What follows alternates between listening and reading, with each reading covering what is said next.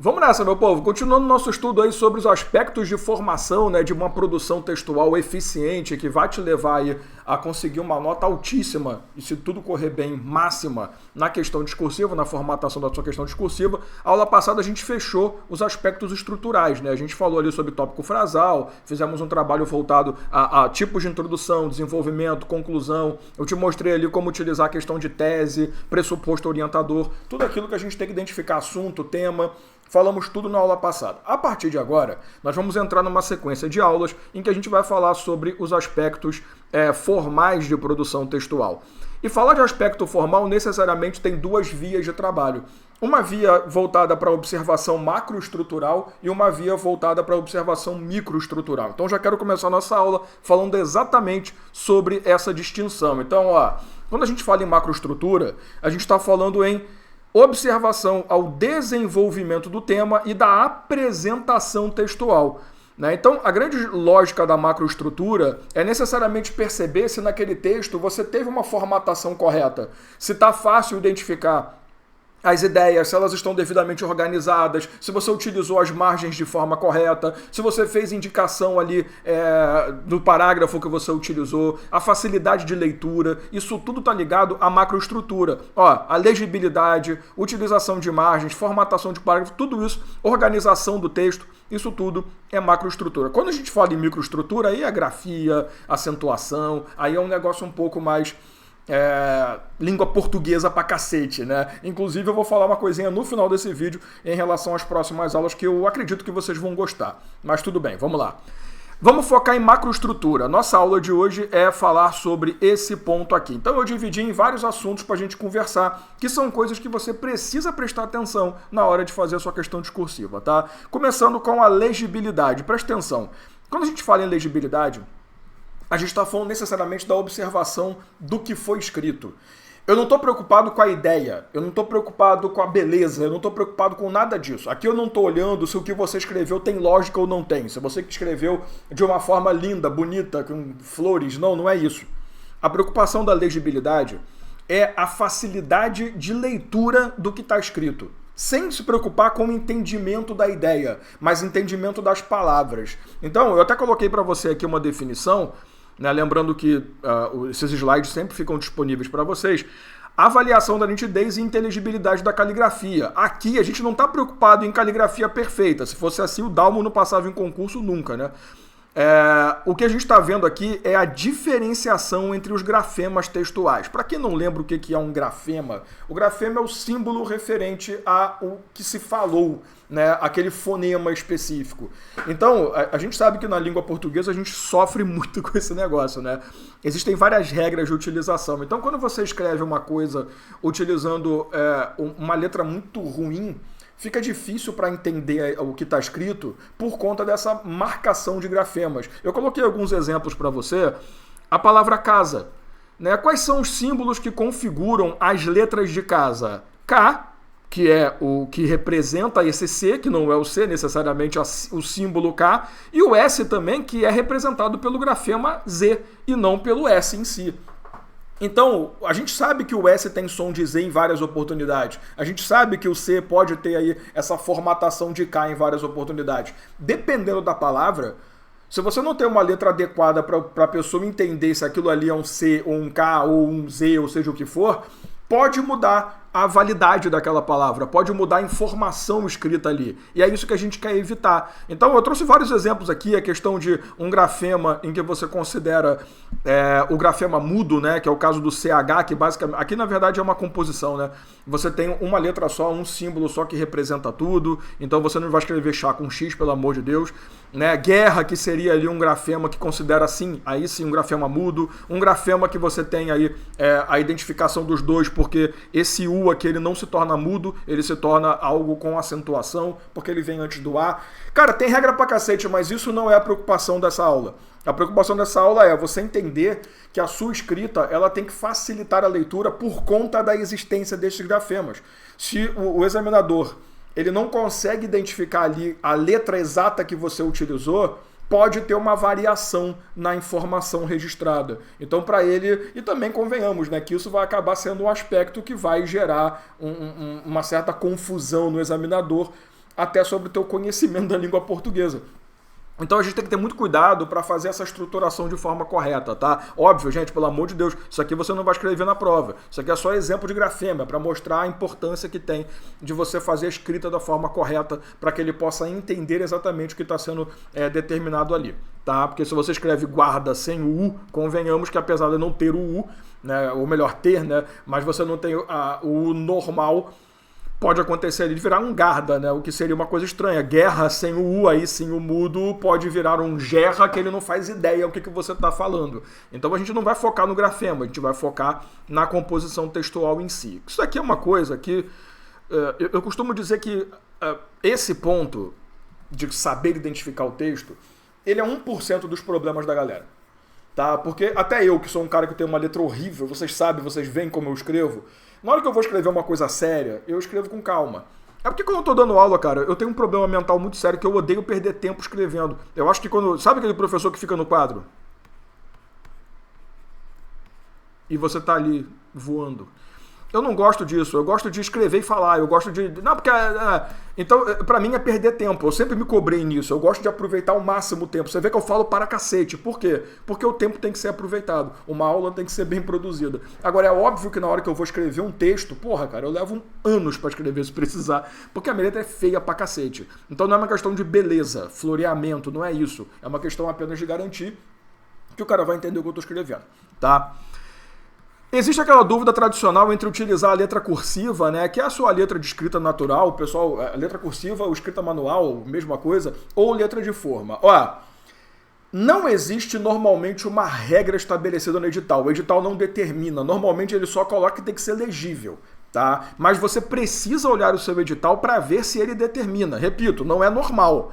Mas pode acontecer de você pegar uma banca retardada e ela colocar lá que ela quer que seja escrito em letra de forma. Ou letra de imprensa, tá? Que é a mesma coisa de letra de forma. Entendeu? Então, assim, normalmente você pode optar pela melhor forma de escrever. Eu escrevo sempre em letra de forma porque você já percebeu que a minha letra é feia para um caramba, né? Se eu for escrever do jeito que eu escrevo mesmo normalmente, vai ficar uma coisa mais ou menos assim, ó. Eu nem sei escrever mais, cara. Não sei escrever assim mais, porque eu não escrevo letra cursiva há muitos anos, porque é muito feio. Eu usei caderno de caligrafia, tá? Não me olha assim, não. Não adiantou porra nenhuma, porque eu sou problemático. Mas a grande jogada aqui é você entender o seguinte, não existe um padrão, salvo se o teu edital determinar, o que não é comum, mas você precisa olhar isso. Se ele te deixa livre, fique à vontade. A letra cursiva, ela é muito fácil de identificar os apontamentos de palavra. O problema é na letra de forma. Então, se você for utilizar a letra de forma, faça questão de diferenciar o tamanho da letra por uma questão de identificação de letras maiúsculas e minúsculas. Você não pode escrever igual o Dalmo. Esse é um texto. Não, cara, você precisa dar uma destacada. Qual técnica a gente usa? Se a tua letra é desse tamanho aqui, você vai pegar esse E, né, inicial, e vai dar uma aumentada nele. Esse é um texto, o Estado brasileiro. Aí você vai colocar um E um pouquinho maior, também não vai exagerar assim não, né? Mas faça com que seja fácil identificar a utilização do início de palavras, né, do início de frases, texto. Então, você precisa fazer essa diferenciação. Por quê? Para o cara poder entender que você está organizando o texto. Senão ele pode simplesmente, uma escrita direta ali, que você coloca uma pontuação mal posicionada, ou que o ponto ficou meio fraquinho, fica ruim para ele identificar se aquilo é um novo parágrafo, um novo texto, se é um novo período, uma nova oração, tanto faz, a gente vai falar sobre isso já já. Mas é importante você saber fazer essa distinção. Se é letra cursiva, isso é óbvio, né? Agora, se for uma letra de forma... Agora, lembrando, né? Letra cursiva, você tem que ter muito cuidado, que tem gente que tem aquela mania de escrever o T e esquecer de colocar o tracinho. Escrever o I, esquecer de colocar o ponto. Você precisa fazer a letra dentro do padrão formal correto, tá? Então, nada de... Ah, não, eu escrevo feliz. Sei lá, aí você vai escrever lá, feliz. E esqueceu do pontinho, vai pegar mal. Claro que se você está escrevendo feliz aqui, não tem muito problema de pontuação em relação à letra de forma, né? Porque é muito mais fácil identificar o que está ali, beleza? Tamanho de letra, períodos e parágrafos. Preste atenção nesses 3 detalhes aqui. Primeira coisa, vamos falar de letras. Você tem que ter muito cuidado com os extremos, como sempre, né? Letra pequena e letra grande, porque os dois podem configurar coisas ruins para você. O examinador, isso daqui é uma coisa que é, cara... Quando você vai fazer uma prova, uma questão discursiva, uma redação, não importa, você pode encontrar 3 tipos de ser humano. Quer dizer, você vai encontrar 2, na verdade, mas podem surgir 3 seres humanos ali. O Dalmo, que não liga pra porra nenhuma, não tá nem aí pro texto. Se ele conseguir ler, ele tá feliz. Esse cara nunca vai corrigir suas provas. Você pode encontrar o 2. O cara que é meio chatinho, mas ele releva bastante. Então ele vê que você não colocou o ponto, mas não vou tirar ponto por causa disso. Ele vê que aquela palavra ficou meio difícil de entender, mas ele se esforça um pouco. Você pode encontrar esse cara numa correção. Mas a tendência é você encontrar o 3º tipo, que é aquela pessoa chata para um cacete. Essa pessoa chata para um cacete, ela vai fazer questão, nossa, tem um carro aqui que tá com probleminhas, eu vou ter que pausar. Tá um barulho, vocês estão escutando o barulho? O pessoal não... Um monte de carro velho, mas beleza. Não é que tem carro velho, beleza, mas pelo menos cuida, né? Desculpa, momento eloquência Dalmo, assim, sem eloquência nenhuma, aliás. Então, a ideia, além do uso errado da palavra, mas beleza. A ideia principal, voltando, é que quando você vai construir o seu texto, você vai se deparar em 99% dos casos com um cara chato. E o cara chato, ele olha tudo na porcaria do seu texto. Então, se ele percebe que você está usando letras muito pequenininhas, peraí, esse cara... Dá pra ver que não é a tua letra padrão, porque em certos momentos a letra fica no tamanho normal e depois você diminui um pouquinho. É porque você não conseguiu condensar bem suas ideias. Então, tá faltando espaço para escrever. Isso, você já passou por isso. Você começou a escrever, de repente a letra começou a diminuir, assim, de repente, né, no finalzinho da frase, assim, no finalzinho do parágrafo. Por que será, né? Porque você não está utilizando corretamente o seu espaço, né? E você não está condensando bem as suas ideias, você não está conseguindo formatar bem o seu trabalho. Por outro lado, nós temos a letra grande. A letra, quando é muito grande, ela deixa claro para o cara que você não tem nada para falar. Que você não tem nada para discorrer, que você está querendo só ocupar as linhas que normalmente os editais colocam linha máxima, mas também existem linhas mínimas em alguns editais. Então fica muito claro ali que você está escrevendo por escrever. O melhor é você ficar na sua letra real e que essa letra real seja uma letra média, tá? Que não seja muito grande para ocupar muito espaço à toa e que não seja muito pequeno para não ficar mostrando pro cara que você tem, porque tem gente letra pequenininha. Cuidado com isso. Que isso pode configurar, primeiro, uma dificuldade para você, que você vai ter que desenvolver muito mais do que o normal. E segundo, que pode configurar, sim, para o examinador ali que você não formatou bem o texto. E isso pode gerar uma perda de pontuação. Claro, não vai zerar, pelo amor de Deus, mas pode gerar uma perda de pontuação, tá? Então, em relação à letra, cuidado com isso. Em relação à frase, oração e período, toma cuidado com a lógica, tá? A gente sabe que a frase é a demonstração da ideia, né? A oração, normalmente, ela é composta por verbos e identificadores específicos. O período, ele é a parte de uma oração. Às vezes, uma oração pode ter um período só, então um período simples, pode ter um período composto, né? Uma oração com 2 ou mais períodos, não importa. A frase, ela pode ser o próprio período, não tem problema. Cara, isso aqui é língua portuguesa, eu não estou preocupado com isso. A minha preocupação é a seguinte: quando você for escrever os seus períodos, que é o ponto menorzinho de toda a estrutura da frase, né? No máximo, o seu período não pode passar de 2 linhas. Se o teu período tá 2 ou 3 linhas, você já tem que se preocupar. Por quê? Cara, normalmente você identifica os períodos por alguma separação, né? Tem um ponto ali, tem uma vírgula, e aí são ideias que se complementam. Se você pega um ponto e começa a escrever pra cacete 2, 3 linhas só daquele ponto ali, além de ficar cansativo pro examinador, eu tô falando examinador só, tá? O pessoal da lacração chata, não tô... porque não fala examinadora, seu machista. Porra, é só pra facilitar a minha vida que eu não vou ficar falando examinador o tempo inteiro, tá? Antes que, né? Porque a gente tá vivendo uma chatice absurda, então, por favor, tá? Quem me conhece sabe que eu não sou babaca nesse ponto. O examinador, ele pode ficar cansado e perder a ideia, porque no meio, cara, quando você pega uma pessoa prolixa que fala, Dalmo, né? Mas tem prolixismo desnecessário. O meu eu acho que é necessário. Eu falo, mas eu falo coisas. A pessoa pega e fala pra cacete pra chegar em um ponto só, você já perdeu o fio da meada, que nem a gente gosta de falar, né? Então isso pode caracterizar também uma dificuldade pro seu examinador entender o que você está escrevendo. E às vezes ele pode acabar não pegando aquele quesito que ele está buscando, que a folha de rosto, que o espelho de resposta pediu para ele buscar. Porque tem que lembrar, nem sempre a pessoa que vai corrigir o seu texto sabe o que você está escrevendo, tá? Ela está usando só o espelho de resposta ali como padrão, beleza? E em relação a parágrafos, existe uma recomendação que não é necessariamente uma regra que você tem que seguir, que é cada parágrafo ter de 5 a 10 linhas. Claro que isso pode ter menos, pode ter até mais. Só que tenta ficar nesse padrão, Porque isso aqui é estudo, tá? Não é que o cara vai tirar ponto seu porque você tem um parágrafo de 12 linhas. Isso é um estudo que mostra que é mais fácil você ter uma recepção positiva em relação ao seu texto quando você tem esse número de linhas mínimo e máximo.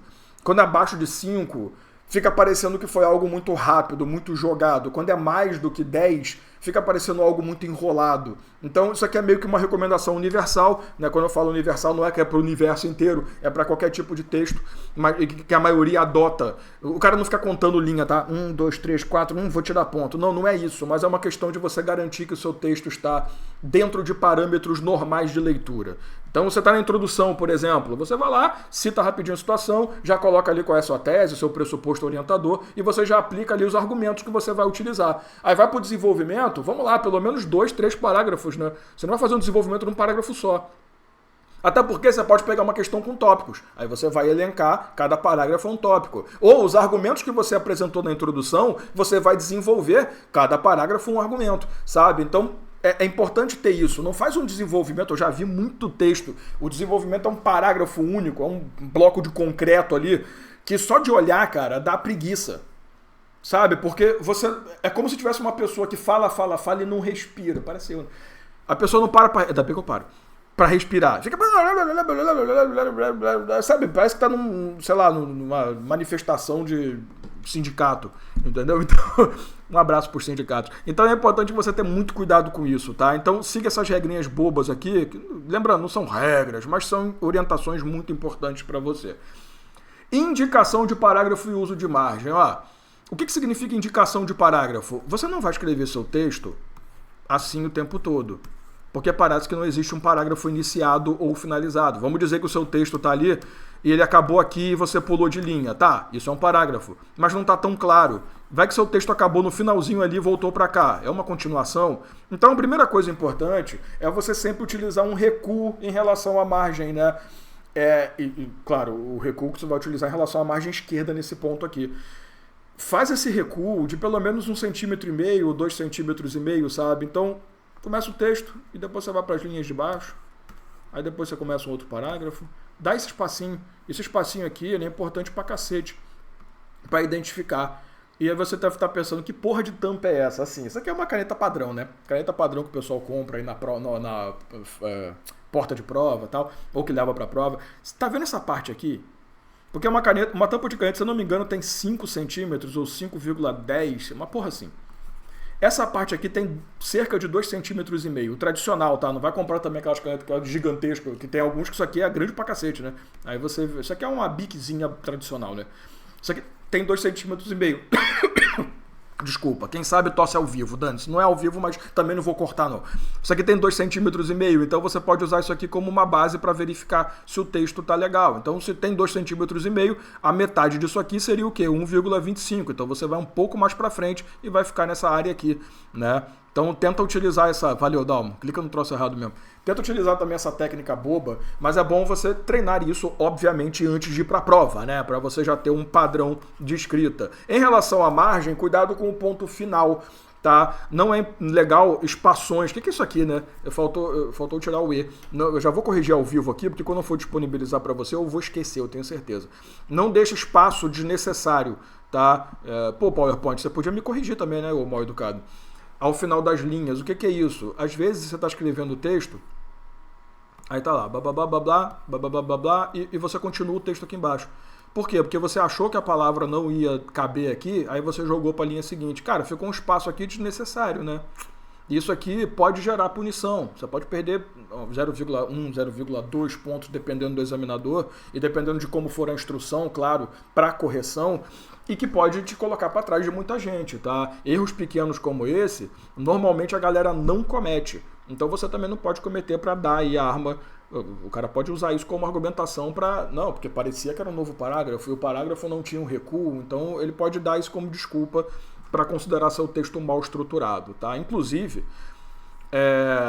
antes de eu falar sobre essa questão aqui, eu vou falar depois, eu coloquei aqui a translineação, a gente vai falar sobre isso, tá? Inclusive é importante você saber utilizar bem essa estrutura. Por isso que quando você for produzir o seu texto, é muito importante que você tenha uma... Eu falei isso na primeira correção que a gente fez de rodada, né? É muito importante que você tenha uma formatação do que vai ser escrito antes. Não vai produzir texto e na hora vai saindo, tá? Isso não funciona. É bom você enumerar como você vai estruturar o seu texto para depois você colocar isso em funcionamento. Que aí você vai ter mais facilidade para identificar parágrafos, para identificar momento de final de linha de verdade, ou o momento que o espaçamento precisa ser trabalhado. Eu vou falar sobre isso com você já já. Mas antes de tudo, o foco na sua folha de texto é a folha definitiva, não é o rascunho que eles te dão. Tá? Na folha definitiva você tem que ter algumas preocupações. Essa é uma, né? E eu vou falar de translineação daqui a pouco com você. Outra, nunca faça identificação. Você não vai terminar o texto e colocar lá embaixo Dalmo de Azevedo. Não vai. Você não vai colocar teu nome, não tem pra quê. Sabe por que isso é uma regra que você não pode colocar seu nome? Para não parecer que você está sendo privilegiado. Então, para evitar isso, porque quem se identifica é basicamente zerar a sua prova. Tá? Tem muitas bancas que colocam ali a identificação como motivo de zerar. Claro, pode ser que não tenha nada no edital, então ele não vai necessariamente anular a questão toda, mas aquilo pode gerar sim um incômodo para a banca. Por quê? Porque, de novo, nossa, eu estou chutando um monte de fio aqui, porque ela pode configurar uma identificação para correção. Então, ó, já é carta marcada, eu estou me identificando porque o cara que vai corrigir, que vai cair na mão dele, tá tudo certinho, ele vai fazer vista grossa por um monte de cagada minha. Não faça isso, salvo se o teu edital pede ou se a questão pede. Claro que você não vai...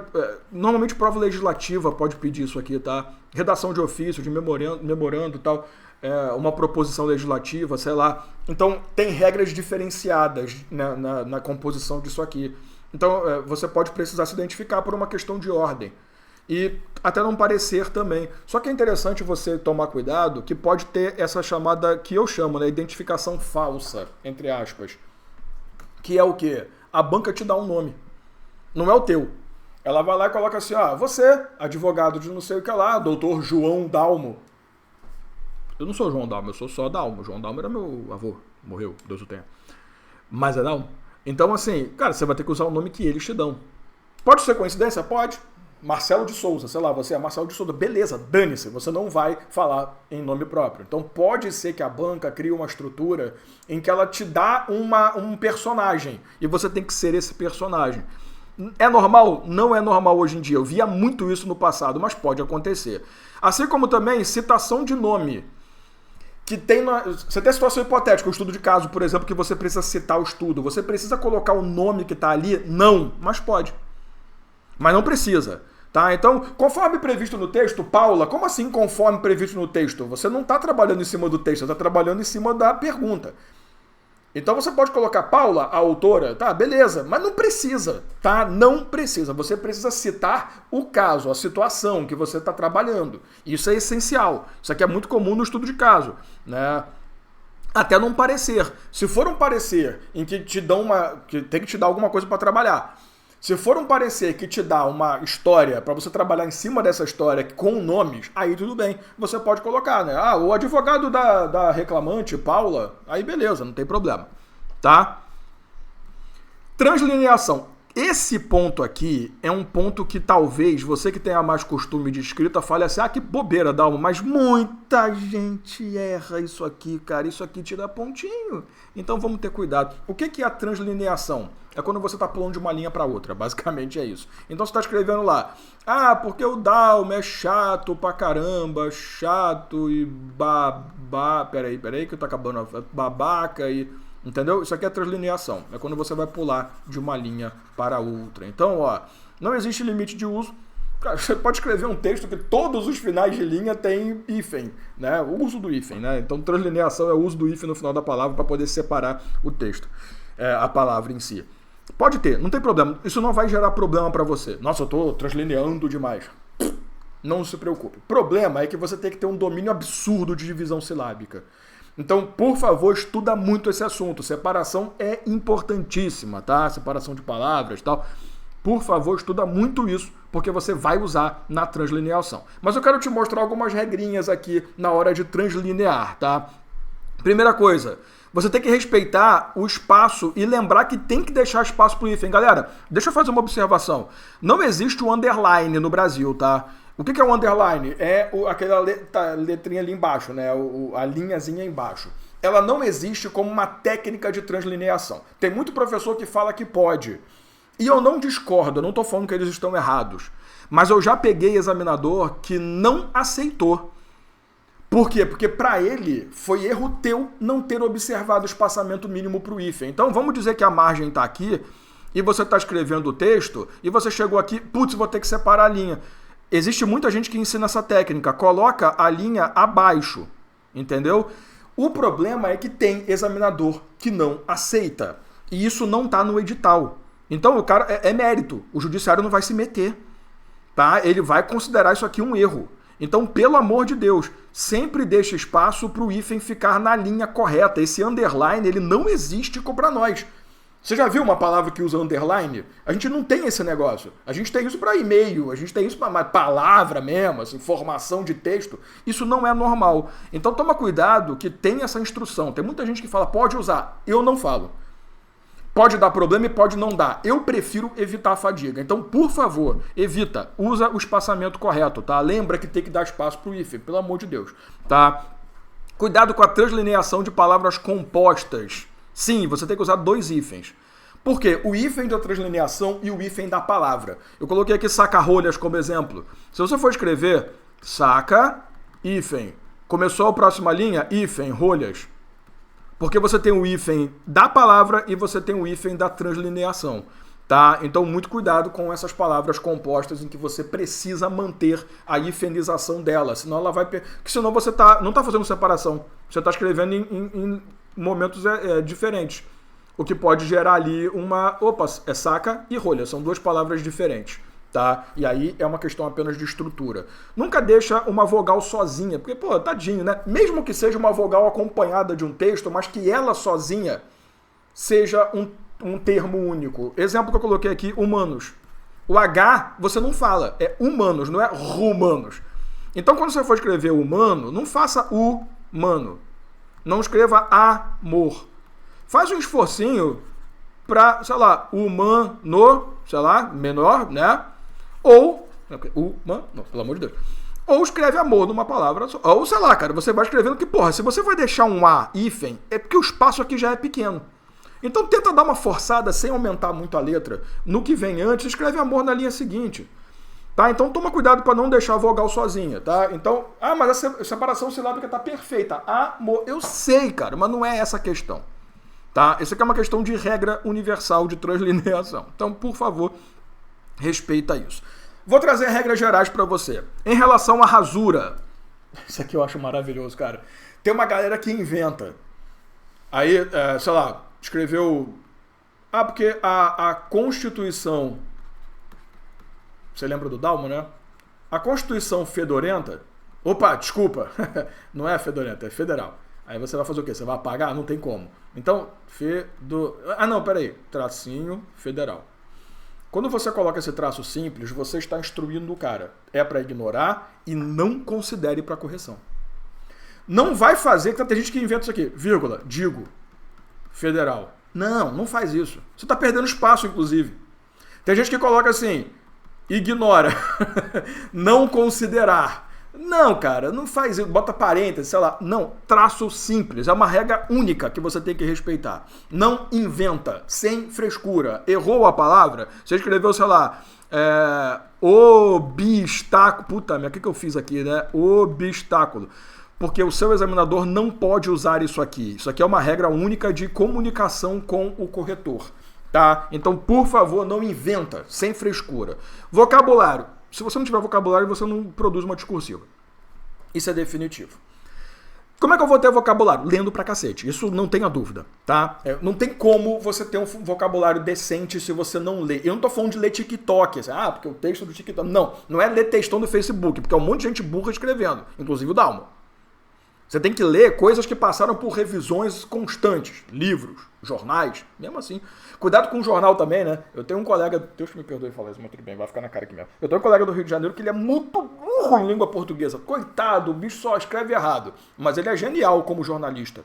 Sim, um jornalista que escreve mal. Brasil. O cara é genial como jornalista, mas escreve mal para um cacete, nossa senhora. Então, por favor, coisas oficiais. Livros, cara, livro. Ah, mas eu nunca gostei de livro. Começa a gostar. Pega temas que você gosta, porra. Pega tema legal. Eu gosto de física. Pega um livro de física. Você vai aprender a história de um físico. Sei lá, eu gosto de informática. Pega o livro do Kevin Mitnick, sabe? A história da perseguição para pegar o Kevin Mitnick. O Kevin Poulsen, para quem gosta de cracker, de freaking. Você nem sabe o que é isso, né? Tá vendo como é que eu sou inteligente e vocês não sabem? Mas de coração, lê, porra. Ah, eu comecei cedo, amém. Não comecei cedo, eu nunca fui de ler, amém também. Uma hora tem que começar. Então começa a fazer isso agora, tá? Lembrando, não é pra ficar lendo texto aleatório de seres humanos, porque o ser humano é burro e vai te ensinar burrada, né? Senão você vai aprender a escrever você VC, né? Eu sou do tempo que a gente escrevia muito assim, hoje em dia piorou. Então não vai pela cabeça dos outros, né? Literalmente. Rascunho. Utilização completa indicada. O que é isso? Cara, produz o texto no rascunho e depois passa para a folha de texto. Só que em 98% dos casos você não vai conseguir fazer isso. Porque o tempo oferecido pela banca ele é um tempo ruim. Normalmente isso é muito fácil de você utilizar quando a discursiva ela é momento independente. À tarde, sei lá, ela vai ter no outro final de semana. Agora, normalmente você não tem tempo. Então, se você não tem tempo, por favor, elabora o texto. O que é elaborar o texto? É fazer toda aquela composição. Quais são as ideias que eu vou trabalhar? Quais são os argumentos? Qual vai ser minha tese? Qual vai ser o tema? Qual vai ser o assunto? Sei lá. Vai colocando ali, só pontua. Do jeito que você achar melhor, não existe uma fórmula, tá? Do jeito que você achar melhor para poder te lembrar, para você não perder aqueles pontos. Pô, olha só, o texto tá me pedindo para falar sobre, sei lá, o conceito de domicílio. Coloca lá pequenininho, um resuminho. Pô, domicílio é isso, para você não esquecer aqueles tópicos, sabe? Então eu preciso falar que o domicílio é isso, que o hotel também, um quarto de hotel também é domicílio, que um escritório de advocacia é domicílio, sabe? Porque eu vou utilizar ali a decisão da STF como base, sei lá. Então não se esqueça de fazer isso. Tá? O rascunho tem que ser usado, pelo amor de Deus. Nem que seja para você elaborar a formatação. Não vai direto para o texto definitivo. Título obrigatório? Sim, não ou depende? Depende. Tá? A resposta mais correta é essa. Se se a proposta de questão exigir um título, ou o edital exigir título, que não é normal no edital, você vai colocar título. Qual é a regra? O título e o texto abaixo. Não pula a linha! Tá? Porque vai parecer que você está querendo enrolar. Direto, título, texto. Vambora. Bonito. Título no meio, sem pontuação, pelo amor de Deus. Tá? Você só vai colocar pontuação ali se por acaso, o seu texto ele for finalizar num termo que pode gerar complementação. Mas isso não é uma coisa natural. Deixa isso pra lá que eu não vou me meter nessa regra, que não é muito minha regra, não. Título, ponto. Acabou. É legal você escrever o título depois, tá? Porque o título é um resumo do que você está escrevendo. Tem questões que dão o título. Elas te falam, escreva sobre tal coisa com título tal. Aí você coloca o título aí e repete, tá tudo certo. Mas o normal é você criar o título. Então, escreve o texto primeiro, desenrola tudo para depois vir pro título. Só que tem muita gente que esquece. Deixar sem título zero? Não, mas você vai perder ponto. Então, uma técnicazinha boba que você pode fazer é escrever de lápis ali em cima, ó, título, e começar a escrever. Com parágrafo, né, Dalma? Começar a escrever. Aí depois lá no finalzinho você vai lembrar, opa, peraí, tem que botar o título. Mas é legal você deixar o título por último, tá? Por mais que seja contraintuitivo, mas é legal deixar por último. Não, mas se o título não for obrigatório, não põe, porque vira ideia de ocupação de linhas desnecessárias, tá? Não utiliza título. É basicamente isso. Siglas abreviaturas, somente tradicionais.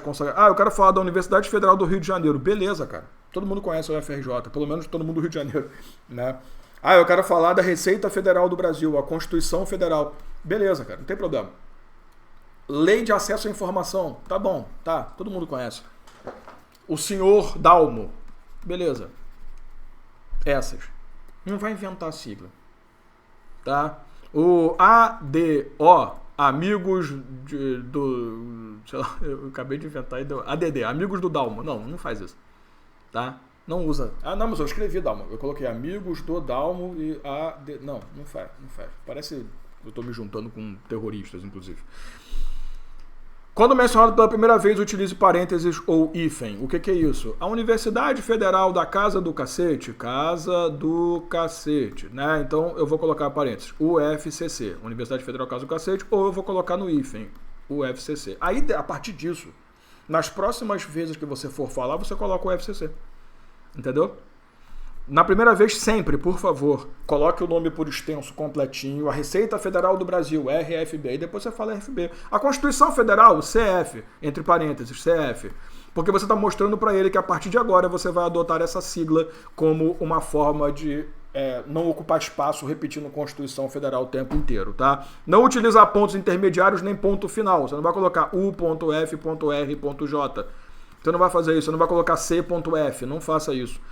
Se a tua sigla tiver até 3 letras, sempre maiúscula. Então, se você está utilizando ali, sei lá, ONU, 3 letras. Constituição Federal, né? 2 letras, sempre maiúsculo. Se tiver mais, regra é maiúsculo. Você só vai utilizar letra minúscula a partir de 4, tá? Se tiver 3 letras, não importa o que eu estou falando, sempre vai ser maiúscula. Você só vai utilizar letras minúsculas quando aquela palavra ela não servir como aquela letra não servir como um texto normal. Porque assim, UFRJ, você lê UFRJ. Você lê MASP. Museu de Arte, sabe? Então assim, você tem que ter muito cuidado com como que você vai escrever. Você, sei lá, Embrapa. Pode escrever assim. Porque Embrapa é uma sigla, tá? Pra quem não lembra, né? Então, Embrapa, beleza. A primeira letra ali maiúsculo, o resto pode ser minúsculo. Porque é Embrapa, não é EM-Brapa. Se fosse EM-Brapa, você faria assim.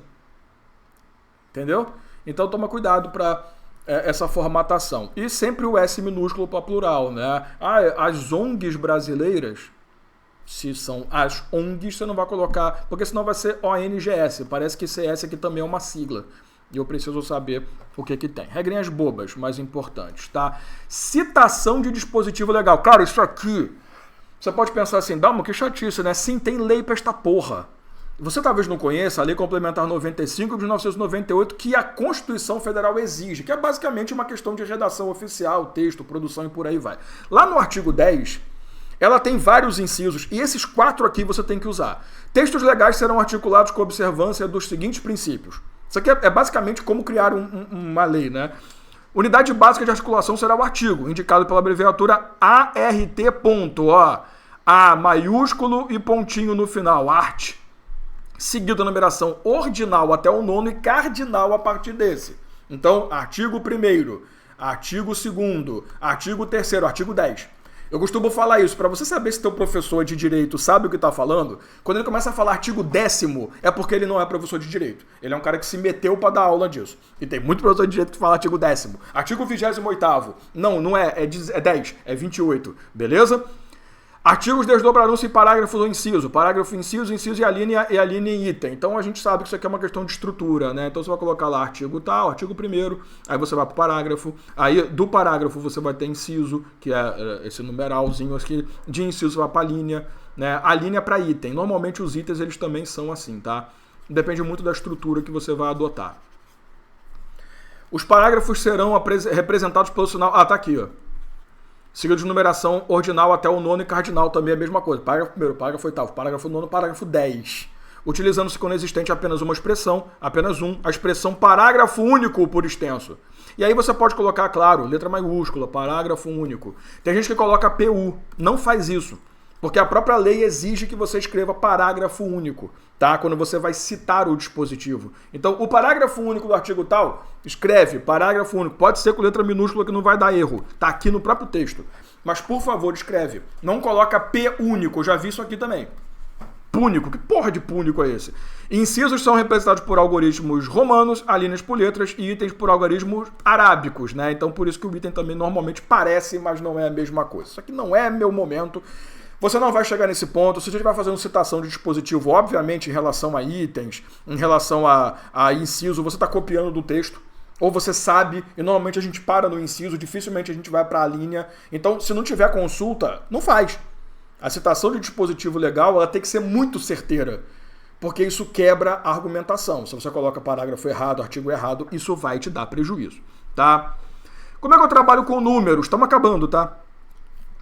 Quando você tem forma extensa e essa palavra é única, você escreve por extenso. Então, 10. Escreve lá, 10. Né? 10 pessoas. 10%, 20%, 40, beleza. Agora, se for uma forma extensa que você constitui 2 ou mais palavras, 23 pessoas. Você vai colocar o número, para estar número aqui, né? Tá vendo como é que o Dalmo sabe escrever? Mais por extenso aqui. Então vamos lá. O correto é 21. Número por extenso. 21.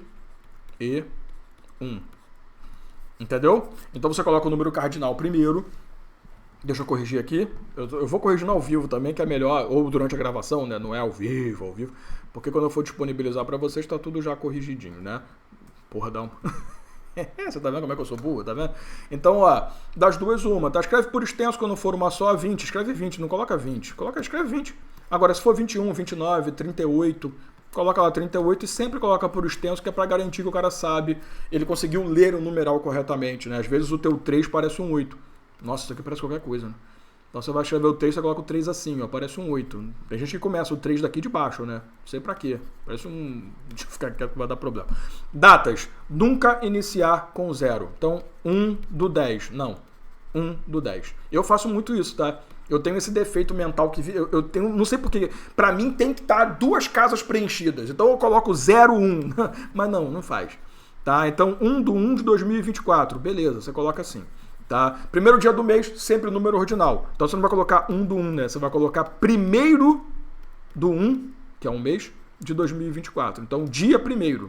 Não é dia 1º, primeiro mês, não precisa. Tá? Então, primeiro dia do mês.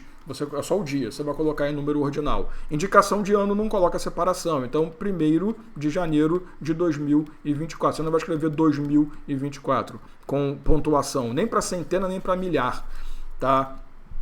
Regrinhas bestas mais importantes pra caramba. E é isso. Cara, ficou grande esse vídeo, né? Mas tudo bem. Então, quando você fala em macroestrutura, você tá vendo que tem regra pra caramba pra gente prestar atenção. E tem muito erro que a gente comete. Tenho certeza que você identificou algumas coisas que você faz aí que precisam ser corrigidas. Tá na hora. Esse é o momento, tá? Então, eu falei que eu ia dar uma paradinha, né? As próximas 2 aulas são sobre microestrutura. Só que microestrutura, cara, é língua portuguesa. É língua portuguesa. Então, como é que nós vamos fazer? Eu vou trazer uma pessoa para falar sobre isso, porque eu não sou professor de língua portuguesa e eu não vou me tornar... dá o uso do haver, do não sei... Eu não vou me transformar em professor de língua portuguesa para te enrolar. Então, eu vou trazer uma pessoa para disponibilizar para vocês um material de qualidade sobre isso, tá? Então, eu vou trazer um professor, tá? Que possa complementar isso pra gente, belezinha? Uma pessoa de língua portuguesa, não vai ser o Dalmo. Tá? Então as próximas 2 aulas não serão comigo, porque até aqui Dalmo podia ajudar. Passou daqui, Dalmo não vai te ajudar tanto, porque eu vou ter que estudar tudo, eu não sei as regras, eu sei escrever direto, eu não gravo regra, eu tenho costume de escrita, então pra mim eu já não me preocupo com regra. Tá? E mesmo assim, de vez em quando eu me confundo ainda. Então vamos trazer pessoas especializadas. Tranquilo? Então tamo junto, meu povo, a gente se vê aí na próxima aula. Fui!